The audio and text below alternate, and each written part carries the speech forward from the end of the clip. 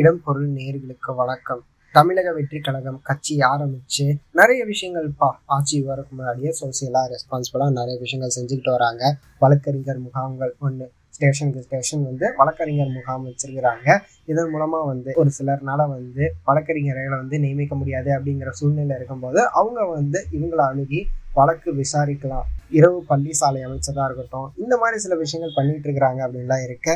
இதுக்கப்புறமா இன்னொரு விஷயமும் பண்ண போறாங்கப்பா. என்ன அப்படின்னு பார்த்தோம்னா, கல்யாண மண்டபத்துல மிச்சமாகிற உணவுகளை வீணடிக்காம அதை அனாதை ஆசிரமத்துக்கோ முதியோர் இல்லத்துக்கோ அனுப்புற வகையில ஸ்டேஷன் மாதிரி அமைக்க போறாங்க. அப்படிங்கிற மாதிரி, அதாவது முகாம் மாதிரி அமைக்க போறாங்க. எங்கெங்கெல்லாம் மண்டபங்கள் இருக்கோ அங்கெல்லாம் ஒரு முகாம் அமைச்சு அந்த முகாம்ல திருமண மண்டபத்தோட ஓனரோ இல்ல அந்த ஃபங்க்ஷன் நடத்துறவங்களோ ஏதாவது பெருந்தொகையா ஏதாவது உணவு மிச்சமாயிடுச்சு அப்படின்னா இவங்களை கான்டாக்ட் பண்ணா இவங்க அனாத ஆசிரமம் இல்ல முதியோர் இல்லத்துக்கு அந்த உணவுகளை அனுப்பி வைப்பாங்க. அப்படிங்கிற மாதிரி ஒரு முயற்சி எடுக்க போறதா ஒரு தகவல் வெளியா இருக்கிறது.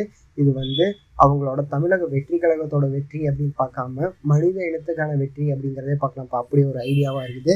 ஸோ நீங்க இதை பத்தி என்ன நினைக்கிறீங்க? இது யார் சொன்னா அப்படின்னு பார்த்தோம்னா, புஷியானந்த் இருக்காருல்ல, தமிழக வெற்றி கழகத்தின் பொதுச் செயலாளர், அவர் தான் சொல்லியிருக்காரு. ஸோ வெயிட் பண்ணி பார்க்கலாம்ப்பா எப்போ இதை ஸ்டார்ட் பண்ண போறாங்க, இதன் மூலமா என்ன நன்மை உண்டாக போகுது அப்படிங்கிறத வெயிட் பண்ணி பார்த்துடலாம். அப்படிங்கிறது தான். இந்த வீடியோ பிடிச்சிருந்தா லைக் பண்ணிட்டு இந்த மாதிரி எப்படி நீங்க தொடர்ந்து பார்க்கணும் கேட்கணும் அப்படின்னு நினைச்சீங்க மறக்காம சப்ஸ்கிரைப் பண்ணி. அப்போ தானே நாங்கள் போகிற வீடியோஸ் உங்களுக்கு ரெகுலராக வரும்.